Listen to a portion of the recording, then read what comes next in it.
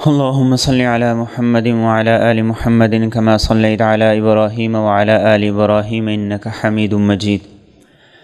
اللهم بارك على محمد وعلى آل محمد كما باركت على إبراهيم وعلى آل إبراهيم إنك حميد مجيد. رب اشرح لي صدري ويسر لي أمري واحلل عقدة من لساني يفقهوا قولي.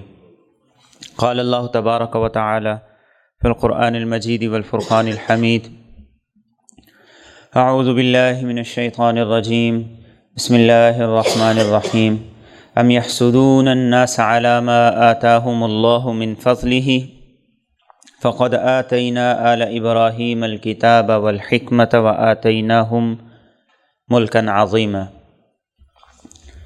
وقال النبی صلی اللہ تعالی علیہ وسلم: لا تحاسدوا ولا تباغضوا وکونوا عباد اللہ اخوانا، او کما قال علیہ الصلاۃ والسلام. اللهم صل على سيدنا ومولانا محمد وعلى آل سيدنا ومولانا محمد وبارك وسلم وصل عليه. اللهم صل على سيدنا ومولانا محمد وعلى آل سيدنا ومولانا محمد وبارك وسلم وصل عليه. اللهم صل على سيدنا وسيد ساداتنا وسيد عاداتنا وحبيبنا وحبيب ربنا وصمدنا وأجملنا وأكملنا وأحسننا وأرفقنا وأعلانا وأولانا وأزكانا وأتقانا محمد صلى الله عليه وعلى آله وأهله وذرياته وصحابته ومن تبعهم بإحسان إلى يوم الدين.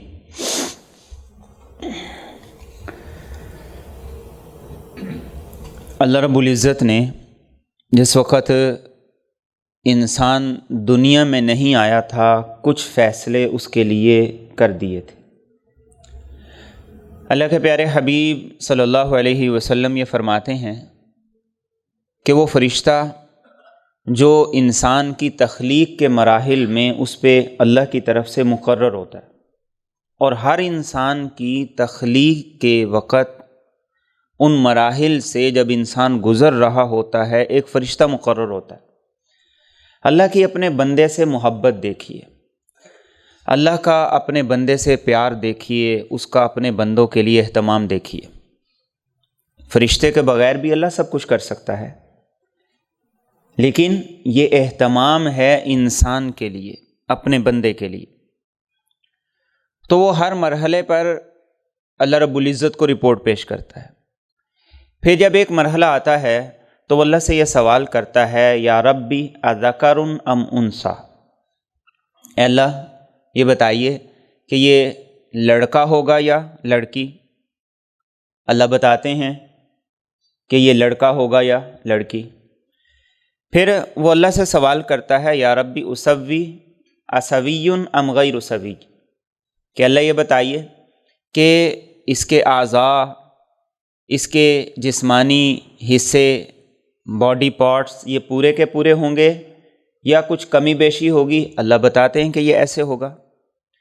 پھر وہ اللہ سے یہ پوچھتا ہے: یا ربی ما رزقہ، اس کا رزق کتنا ہوگا، وما اجلہ، زندگی کتنی ہوگی، ما خلقہ، اور اس کی پیدائش کا وقت کیا ہوگا، اور اے اللہ یہ سعادت مند ہوگا، جنتی لوگوں میں سے ہوگا یا جہنم والوں میں سے ہوگا. انسان کے دنیا میں آنے سے پہلے اللہ رب العزت یہ فیصلہ اس کے لیے کر دیتے، اور یہ ہر انسان کے لیے کیے. ہر انسان یہ فیصلے کروا کے اس دنیا کے اندر آیا ہے. اب ان فیصلوں میں کوئی تبدیلی نہیں ہو سکتی، کوئی ترمیم نہیں ہو سکتی، اور یہ فیصلے اللہ کے عدل و انصاف کے مطابق، اور اللہ کا ہر فیصلہ عدل و انصاف کے مطابق ہوتا ہے، حکمت پہ مبنی ہوتا ہے. اب انسان دنیا میں آتا ہے، اور دنیا میں آنے کے بعد پھر اسے کئی طرح کی بیماریاں لگ جاتی ہیں. کچھ جسمانی بیماریاں ہیں اور کچھ روحانی بیماریاں.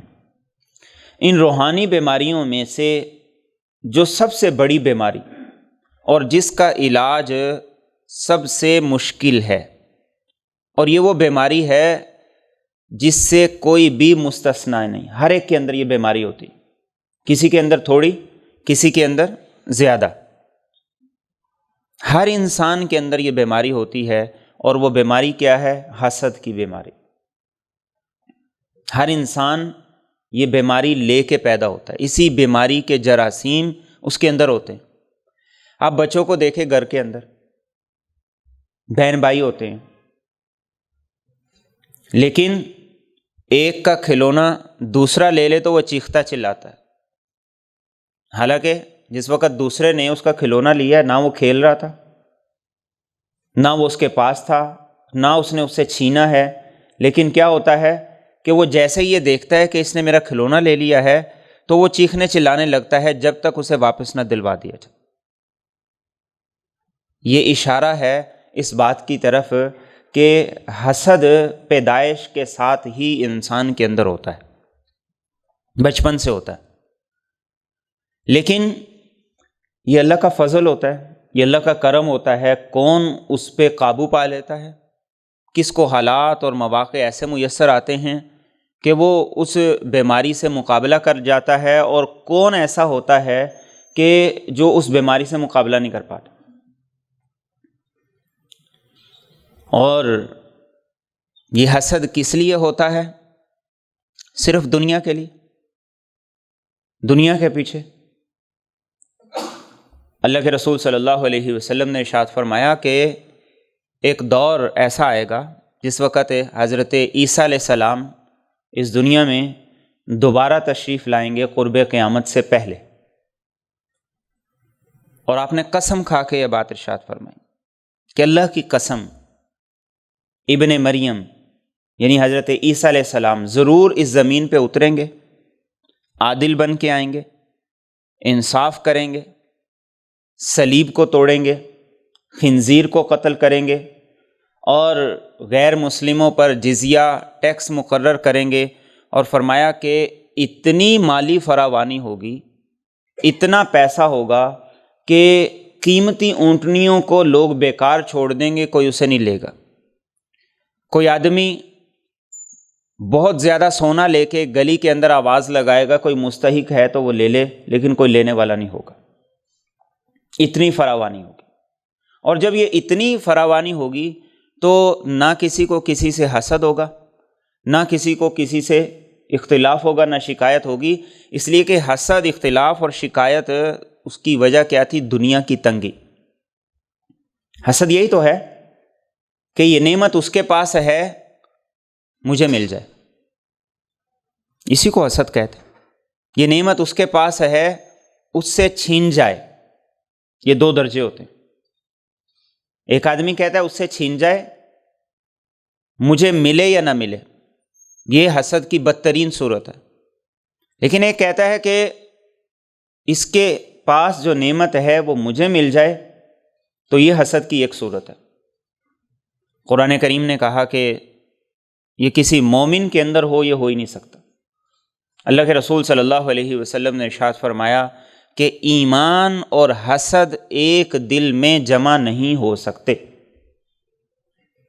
جس دل میں حسد ہوگا وہاں ایمان نہیں ہوگا، اور جہاں ایمان ہوگا وہاں حسد نہیں ہو سکتا۔ یہ دونوں ایک دل میں نہیں جمع ہو سکتے۔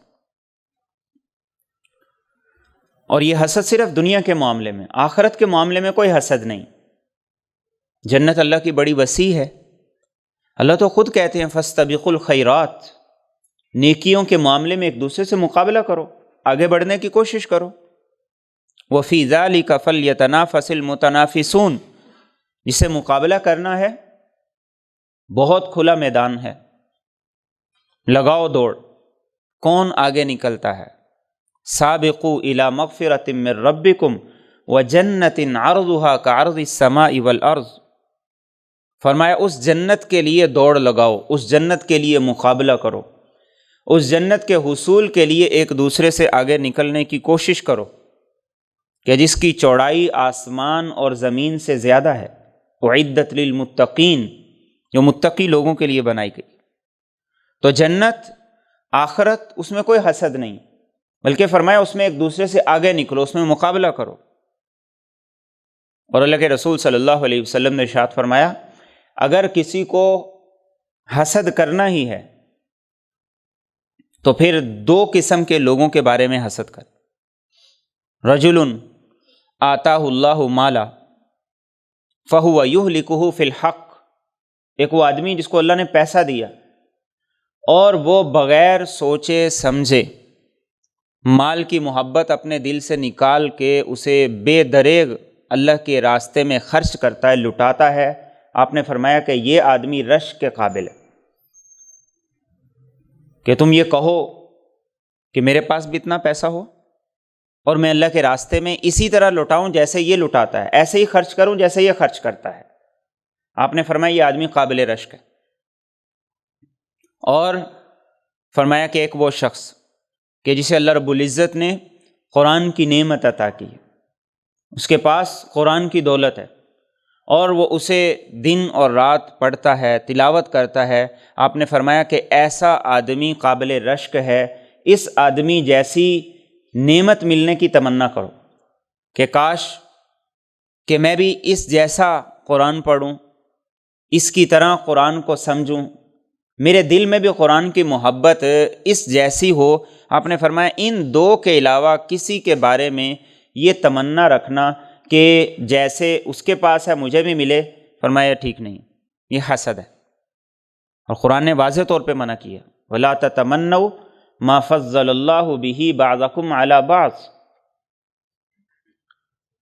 فرمایا جس معاملے میں دوسرا تمہیں برتر نظر آتا ہے، اپنے سے بہتر نظر آتا ہے، یہ تمنا ہرگز نہ کرو کہ میں بھی اس جیسا ہو جاؤں، یہ چیز مجھے بھی مل جائے۔ کیوں؟ لِلرِّجَالِ نَصِيبٌ مِّمَّا اكْتَسَبُوا وَلِلنِّسَاءِ نَصِيبٌ مِّمَّا اكْتَسَبْنَ، ہر ایک کے لیے اللہ نے فیصلہ کیا ہے، مردوں کے لیے الگ سے فیصلے ہیں، عورتوں کے لیے الگ سے فیصلے۔ وَاسْأَلُوا اللَّهَ مِن فَضْلِهِ إِنَّ اللَّهَ كَانَ بِكُلِّ شَيْءٍ عَلِيمًا، اللہ سے اس کے فضل کا سوال کرو، محنت کرو، اللہ کو پتہ ہے، محنت کرنے والا کبھی ناکام نہیں ہوتا، اور دنیا کا معاملہ محنت کے ساتھ جوڑا ہے اللہ۔ یا مومن محنت کرے گا کامیاب ہو جائے گا، کافر محنت کرے گا کامیاب ہو جائے گا۔ دنیا داری کا معاملہ محنت کے ساتھ ہے، اس لیے فرمایا کہ اس بات کی بھی تمنا نہ کرو، اس بات کی بھی خواہش نہ رکھو۔ کیوں؟ اس لیے کہ اللہ نے جو فیصلہ کیا ہے وہ بالکل عدل و انصاف کے مطابق کیا ہے۔ اور حسد کرنے والا یہ گویا کہ اللہ کے فیصلے پر اعتراض کر، حسد کرنے والے کو اللہ کے فیصلے پہ اعتراض ہے کہ اس نے یہ نعمت اسے کیوں دی ہے۔ نحن قسمنا بینہم معیشتہم فی الحیات الدنیا، اللہ فرماتے ہیں یہ تو ہم نے فیصلہ کیا، تو تم حسد کر رہے ہو کہ اسے یہ کیوں ملا، یہ نعمت اس کے پاس کیوں ہے، اس سے چھین جائے، اس کے پاس نہیں ہونی چاہیے تھی۔ یہ اللہ کی تقسیم پر اعتراض ہے۔ اور جب اللہ کی تقسیم پر انسان اعتراض کرتا ہے تو اللہ اس کی سزا اس دنیا میں کیا دیتے ہیں کہ حسد کرنے والا کبھی خوش نہیں رہ سکتا۔ دوسرے کے لیے خوشی کا وقت ہے، اس کے لیے تکلیف کا باعث ہے، دوسرے کے لیے راحت ہے اور اس کے لیے رنجیدگی ہے، پریشانی ہے۔ اور حسد کسی کا کچھ بگاڑے یا نہ بگاڑے، حسد کرنے والے کو ضرور وہ اذیت میں رکھتا ہے۔ اس لیے حسد کا لفظ ہے وہ حسدل سے نکلا ہے۔ حسد کہتے ہیں چیچڑی کو، جو جانوروں کو لگ جاتی، تو یہ بیماری بھی ایسی بیماری ہے جو انسان کے دل کو ایسے چمٹ جاتی ہے کہ گویا آہستہ آہستہ اس کا خون چوستی رہتی، اس کو جلاتی رہتی، اور انسان دوسرے سے حسد کس لیے کرتا ہے؟ قرآن کریم نے اس بارے میں بہت سی باتیں کی ہیں۔ دوسرے سے حسد کی ایک وجہ قرآن کریم یہ کہتا ہے دشمنی ہے، بغض ہے، اناد ہے۔ انسان کو جب دوسرے سے بغض ہوتا ہے، انسان کو جب دوسرے سے دشمنی ہوتی ہے تو پھر کبھی نہیں وہ یہ چاہتا کہ اس کو کوئی خیر ملے، کوئی نعمت ملے، وہ ترقی کرے، اسے دنیا میں کوئی بلائی نصیب ہو جائے، اسے کامیابی مل جائے، انسان کبھی بھی یہ نہیں چاہتا۔ اسی لیے قرآن کریم نے اس بات کی طرف متوجہ کرتے ہوئے کہا لا تتخذوا بطانة من دونکم لا یألونکم خبالا ودوا ما عنتم، فرمایا ایمان والو اپنے علاوہ کسی غیر مسلم کو اپنا رازدان نہ بناؤ، وہ تمہارے خیر خواہ نہیں ہیں۔ ودوا ما عنتم، جس کام کی وجہ سے تمہیں تکلیف ہو، پریشانی ہو، وہ اس کو پسند کرتے ہیں، ان کی خواہش ہوتی ہے کہ مسلمانوں پہ مصیبت آئے، پریشانی آئے، اور اس حسد کی وجہ کیا ہے؟ بغض اور اناد۔ تو آپ دیکھیے اپنے دلوں کو ٹٹولیے، جس سے ہمارا جھگڑا ہوتا ہے، جس سے ہمارا اختلاف ہوتا ہے، جو ہمیں اچھا نہیں لگتا، جو ہماری نظروں کو نہیں بھاتا، اگر اس کی کامیابی کی، اس کی ترقی کی، اور اس کو کوئی خوشی ملنے کی یا راحت کی کوئی بھی خبر ہمیں ملتی ہے، پتہ چلتی ہے، تو ہمارا رویہ کیا ہوتا ہے؟ تو بغض اور اناد یہ کیا چیزیں ہیں جو انسان کے اندر حسد کو پیدا کرتی؟ اس لیے اللہ کے رسول صلی اللہ علیہ وسلم نے ارشاد فرمایا لا تباغضوا ولا تحاسدوا وکونوا عباد اللہ اخوانا، کہ ایک دوسرے سے بغض نہ رکھو، ایک دوسرے کے بارے میں اپنے دلوں کو صاف رکھو۔ کیوں؟ بغض رکھو گے تو کیا ہوگا؟ ایک دوسرے سے حسد کرو گے، حسد کرو گے تو کیا ہوگا؟ پھر ایک دوسرے کی گردنیں اتارنے تک پہنچ جاؤ گے۔ اس لیے اللہ کے رسول صلی اللہ علیہ وسلم نے احادیث میں یہ بات واضح طور پر ارشاد فرمائی۔ آپ نے فرمایا مجھے اس بات کا کوئی ڈر نہیں ہے کہ تم پر فقر و فاقہ آئے گا، تنگ دستی آئے گی، للفقر اخشى علیکم، کوئی ڈر نہیں۔ فرمایا ڈر اس بات کا ہے دنیا بہت زیادہ ہو جائے گی، پیسہ بہت زیادہ ہو جائے گا، فتوحات ہوں گی، نعمتوں کے دروازے کھل جائیں گے، اور پھر کیا ہوگا؟ تم ایک دوسرے سے حسد کرنا شروع کر دو گے۔ جس کو تھوڑا سا آگے جاتا دیکھو گے، تمہارے دل میں اس کے بارے میں یہی پیدا ہوگا کہ آخر یہ ترقی کر رہا ہے تو کیوں کر رہا ہے، یہ آگے بڑھ رہا ہے تو کیوں بڑھ رہا ہے۔ اور اللہ کے رسول صلی اللہ علیہ وسلم نے ارشاد فرمایا کہ اسی کا آخری نتیجہ یہ نکلے گا کہ تم ایک دوسرے کے سر اڑانا شروع کر دو گے، ایک دوسرے کو قتل کرنا شروع کر دو گے۔ اور فرمایا اس بات کا مجھے ڈر ہے۔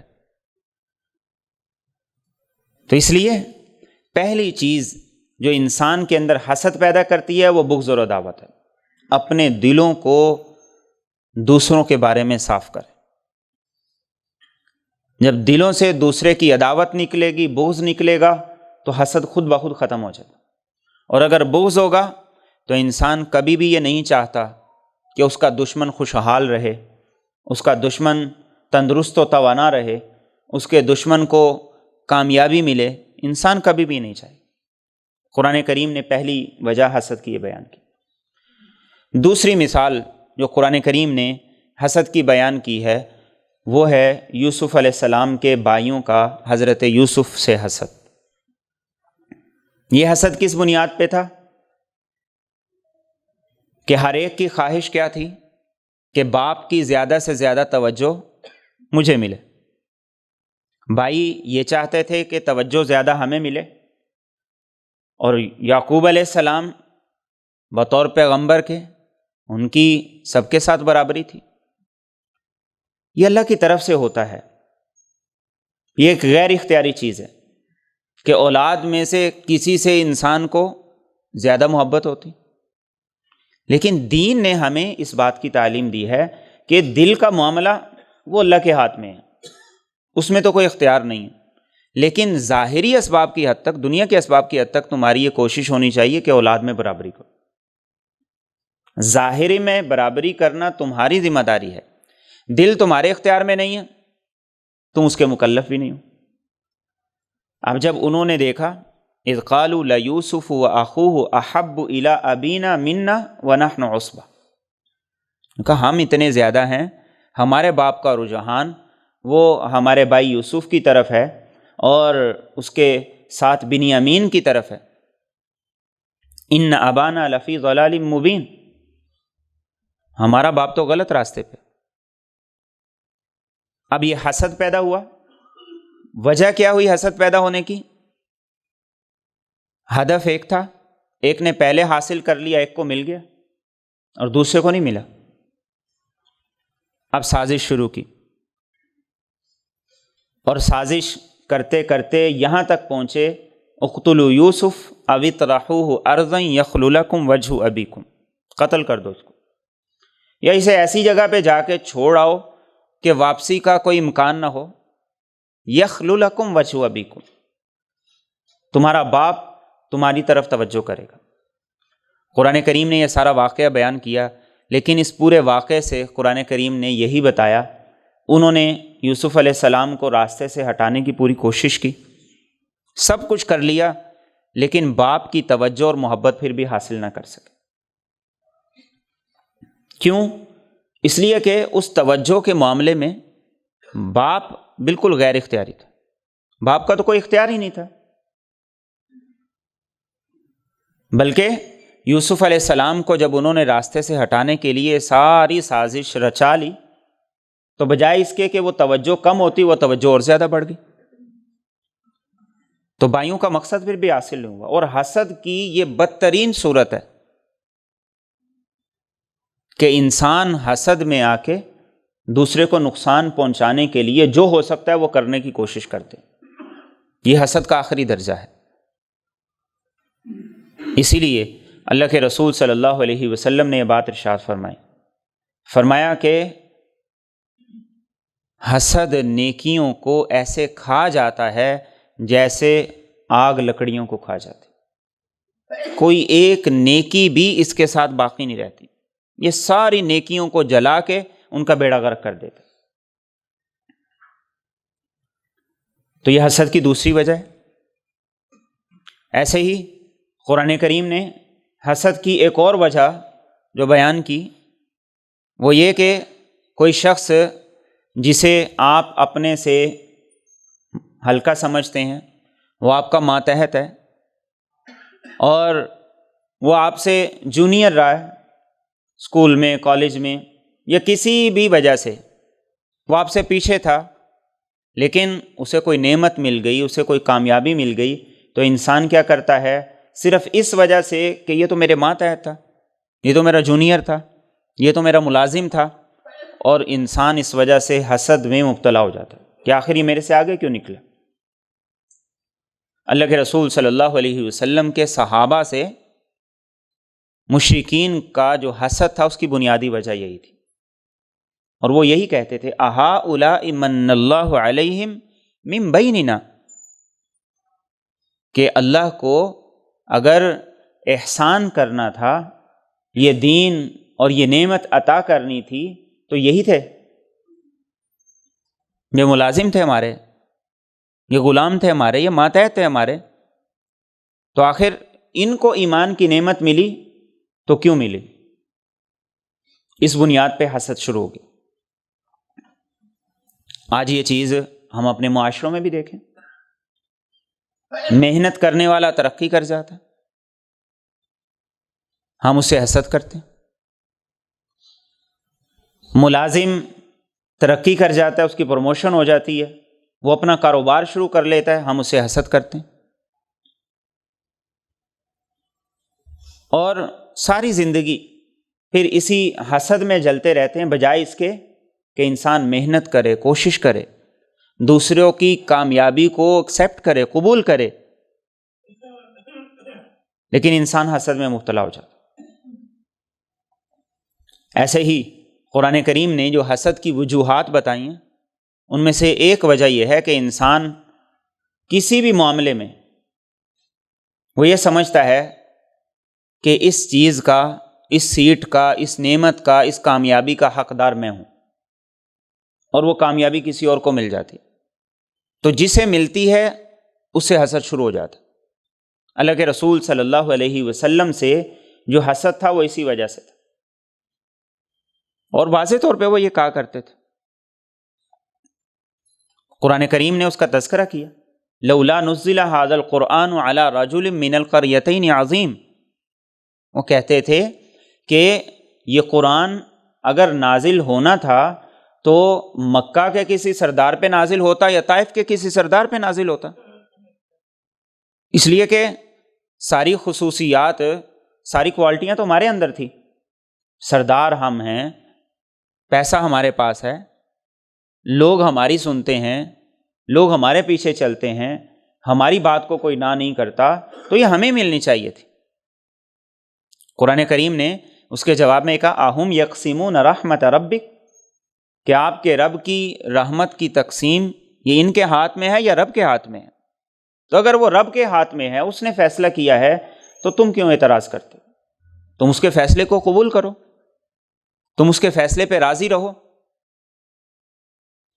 اور ابو جہل بھی یہی کہتا تھا، وہ کہتا تھا میں یہ نہیں سمجھتا کہ یہ نبی اپنے دعوے میں غلط ہیں، میں یہ نہیں کہتا ہوں کہ یہ سچے نبی نہیں ہیں، میں مانتا ہوں یہ سچے نبی ہیں، لیکن مسئلہ کیا ہے؟ ان کا الگ خاندان، ہمارا الگ خاندان، انہوں نے حاجیوں کو کھلایا، ہم نے ان سے بڑھ کے کھلایا، انہوں نے مزدوروں کی مدد کی، ہم نے ان سے بڑھ کے کی، انہوں نے مسافروں کا خیال رکھا، ہم نے ان سے بڑھ کے رکھا، جو کام انہوں نے کیا ہم نے اس کام میں ان کا مقابلہ کیا۔ اب یہ کہتے ہیں کہ ہمارے قبیلے میں، قریش میں ایک پیغمبر ہیں، تو ہم کیسے یہ مان لیں؟ ہم نہیں یہ مانیں گے، اور لڑیں گے، مریں گے، جان دے دیں گے، لیکن اسے پیغمبر نہیں تسلیم کریں گے۔ کس لیے نہیں تسلیم کریں گے؟ اس حسد کی بنا پر کہ آخر اس قبیلے کو ہم سے کسی بھی لحاظ سے برتری حاصل ہو تو کیوں ہو،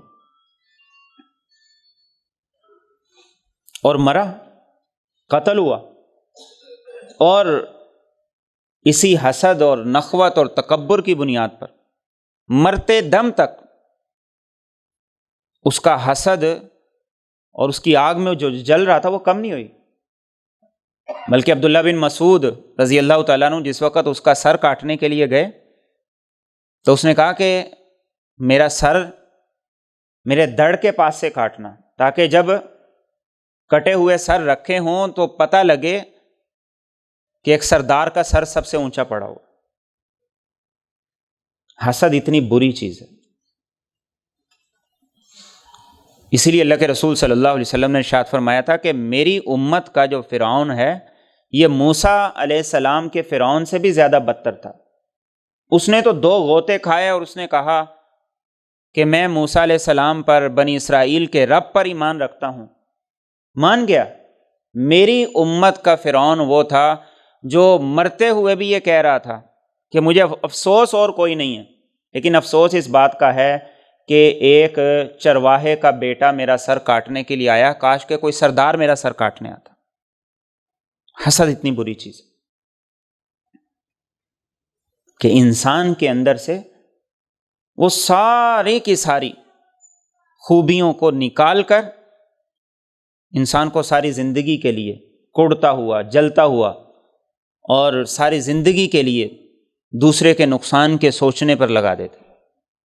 اس لیے اللہ کے رسول صلی اللہ علیہ وسلم نے ارشاد فرمایا کہ پہلی امتوں میں جو بیماریاں تھیں ان میں سے ایک بیماری جو میری امت کے اندر آئی ہے وہ کیا ہے؟ حسد ہے۔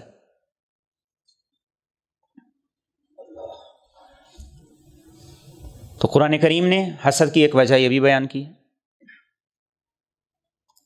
اسی طریقے سے کسی کے پاس پہلے کوئی شرف تھا، پہلے کوئی عزت تھی، پہلے کوئی مقام تھا، پہلے کسی کا نام تھا، اس سے چھن گیا، کسی اور کو مل گیا۔ قرآن کریم نے کہا کہ حسد کی ایک وجہ یہ بھی، یہودیوں کو مسلمانوں سے جو حسد تھا اس کی بنیادی وجہ یہی تھی کہ ان کے پاس پہلے عزت تھی، سیادت تھی، سارے مکہ کے لوگ بھی جو مشرکین تھے وہ ان کو بڑی قدر کی نگاہ سے دیکھتے تھے۔ اور کس لیے قدر کی نگاہ سے دیکھتے تھے؟ اس لیے کہ یہ علم والے سمجھے جاتے تھے، کوئی بھی مسئلہ ہوتا ان سے پوچھا جاتا، سوال کیا جاتا تھا۔ لیکن جب اللہ کے رسول صلی اللہ علیہ وسلم آ گئے اور قرآن کی برکت سے وہ سب کچھ ان سے چھین گیا، اب ان کو حسد ہو گیا۔ اسی لیے قرآن کریم نے کہا ام یحسدون الناس علی ما آتاہم اللہ من فضلہ، فقد آتینا آل ابراہیم الکتاب والحکمہ وآتیناہم ملکا عظیما۔ فرمایا کس بات کا حسد کر رہے؟ ہماری عطا تھی، ہم نے تمہیں ایک چیز عطا کی، ایک نعمت عطا کی، تم نے اس کی قدر نہیں کی، تو ہمارا فیصلہ ہے، ہم نے وہ نعمت جس کی تم نے نہ قدری کی تم سے چھین کروڑوں کو دے دی۔ اور اس سے پہلے اللہ کی یہ سنت رہی ہے کہ اللہ نے ہمیشہ ایسا ہی کی۔ تو قرآن کریم نے یہ چند ایک وجوہات ہیں جو بتائی ہیں کہ انسان کے اندر حسد آتا ہے تو کیوں آتا ہے، اور جب آ جاتا ہے تو پھر اس کا علاج بڑا مشکل ہے، اس کا علاج بڑا مشکل ہے۔ قرآن کریم نے یوسف علیہ السلام کے بھائیوں کی جو مثال پیش کی کہ جس وقت وہ یوسف علیہ السلام کے پاس دوسری مرتبہ غلہ لینے کے لیے گئے اور یوسف علیہ السلام نے ایک تدبیر سے اپنے بھائی کو اپنے پاس رکھنا چاہا، جو پیمانہ تھا وہ بھائی کے سامان میں رکھ دیا، اب کہا کہ چوری ہو گیا۔ اب یوسف علیہ السلام بھی سامنے ہیں، وہ بھائی جو حسد کرتے تھے وہ بھی سامنے ہیں۔ تو جب بنیامین کے سامان سے وہ نکلا تو انہوں نے کیا کہا؟ ان یسرق فقد سرق اخ له من قبل، کہ اگر اس نے چوری کی ہے تو اس کا مطلب یہ ہے کہ بچپن میں جو یوسف پہ الزام لگا تھا وہ بھی ٹھیک تھا، اس نے بھی چوری کی ہوگی۔ اب یوسف علیہ السلام سامنے بیٹھے، یعقوب علیہ السلام جیسے اولو العزم پیغمبر کی اولاد ان کی صحبت میں رہ کے بھی حسد سے نہیں بچ سکے۔ تو یہ وہ بیماری ہے جب انسان کے اندر پیدا ہو جاتی ہے تو اس کا علاج بڑا مشکل ہو جاتا ہے۔ اور پھر جب کسی کے اندر حسد پیدا ہو جاتا ہے تو پہلے درجے میں تو وہ دل کے اندر ہوتا ہے، دوسرے درجے کے اندر زبان پہ آتا ہے، اور تیسرے درجے میں پھر خواہش یہ ہوتی ہے کہ دوسرے کا کسی نہ کسی طریقے سے میں نقصان کروں، اسے نقصان پہنچاؤں۔ اسی لیے اللہ کے رسول صلی اللہ علیہ وسلم نے بڑی خوبصورت بات ارشاد فرمائی۔ آپ نے ارشاد فرمایا کہ جو نعمتیں اللہ نے تمہیں عطا کی ہیں ان نعمتوں کو دوسروں سے چھپا کے رکھا کرو۔ ریاکاری میں، دکھلاوے میں، نام و نمود میں، دوسروں کو دکھانے میں جب لگو گے تو لازمی طور پر حاسد تو پیدا ہوں گے نا۔ آج ہماری عادت کیا ہے؟ ریاکاری، دکھلاوا، دوسروں کو دکھائیں، تو نتیجہ کیا ہوتا ہے؟ بہت سے حاسد پیدا ہوتے ہیں، اور بد نظری کی جو بنیادی وجہ ہے وہ حسد ہے۔ اللہ کے رسول صلی اللہ علیہ وسلم نے اسی لیے یہ بات ارشاد فرمائی کہ اپنی نعمتوں کو جو اللہ نے تمہیں عطا کی ہیں ان کے بارے میں یہ رویہ اختیار کرو، تو بہت سے حاسدوں سے بچ جاؤ گے۔ کسی کے حسد کو تم نہیں روک سکتے، البتہ اس سے تحفظ کرنا، اس کے لیے یہ راستہ اللہ کے رسول صلی اللہ علیہ وسلم نے بتایا۔ اور پھر اس کے ساتھ ساتھ ہم میں سے ہر آدمی کو اپنا جائزہ لینے کی ضرورت ہے کہ میرے دل میں کسی کا حسد تو نہیں ہے۔ اور جیسا کہ میں نے بتایا کہ یہ وہ بیماری ہے جو ہر انسان میں ہوتی ہے، کوئی انسان ایسا نہیں ہے جس میں یہ بیماری ہوتی نہیں۔ البتہ یہ الگ چیز ہے کہ کوئی اس کو کسی حد تک قابو کر لیتا ہے اور کوئی اس کو قابو نہیں کر پاتا۔ اپنا جائزہ لیں۔ کسی کو کوئی نعمت ملتی ہے، کامیابی ملتی ہے، آپ کے سامنے اس کا تذکرہ ہوتا ہے تو آپ کا رویہ کیا ہوتا ہے؟ آپ کا رویہ کیا ہوتا ہے؟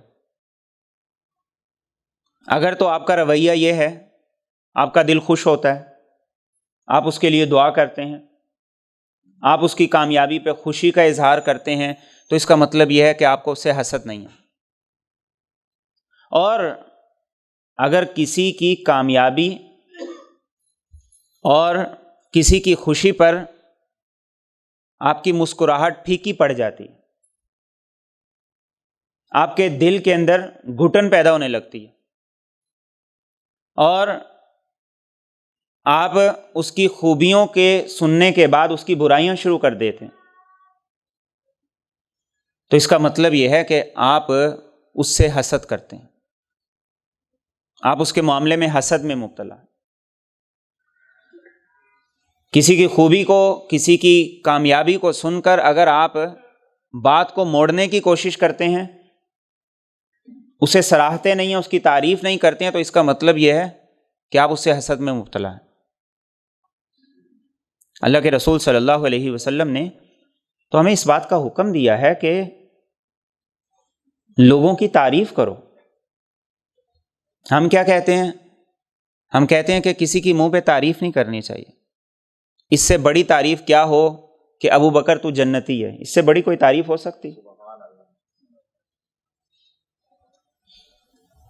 عمر جنتی ہے، عثمان جنتی ہے، علی جنتی ہے، طلحہ جنتی ہے، ابو عبیدہ جنتی، اس سے بڑی کوئی تعریف ہو سکتی؟ ہاں، میرے اور آپ کے نبی نے ہمیں جس سے منع کیا ہے وہ چاپلوسی ہے، جو ہم میں سے ہر آدمی کرتا ہے۔ ہر آدمی چاپلوسی کرتا ہے، جو حرام ہے وہ کر رہے ہیں۔ کس کے لیے؟ دنیا کے فائدے کے لیے۔ جس کی چاپلوسی کر رہے ہیں وہ ہمارے نفع نقصان کا مالک ہے، وہ کیا دے سکتا ہے ہمیں؟ وہ تو خود بیچارہ اپنے مسائل میں الجھا ہوا ہے۔ تو اگر کسی کی کامیابی کا آپ کو پتہ چلتا ہے، آپ اس کی تعریف نہیں کرتے ہیں، آپ اس کی خوشی کو قبول نہیں کرتے ہیں، تو اس کا مطلب یہ ہے کہ آپ دل میں اس کے بارے میں حسد رکھتے ہیں۔ آپ زبان سے نہ کہیں، آپ زبان سے نہ اظہار کریں، لیکن یہ وہ چیزیں ہیں جو میں اور آپ خود دیکھ سکتے ہیں، میں اور آپ خود اس کا جائزہ لے سکتے ہیں کہ ہم اپنے دلوں کو ٹٹولیں، جائزہ لیں، اپنے بھائیوں کے معاملے میں، اپنے ماتحتوں کے معاملے میں، اپنے رشتہ داروں کے معاملے میں، ملنے جلنے والوں کے معاملے میں۔ اگر یہ ساری چیزیں ہمارے اندر ہیں تو ہم اس خوفناک مرض میں مبتلا ہیں۔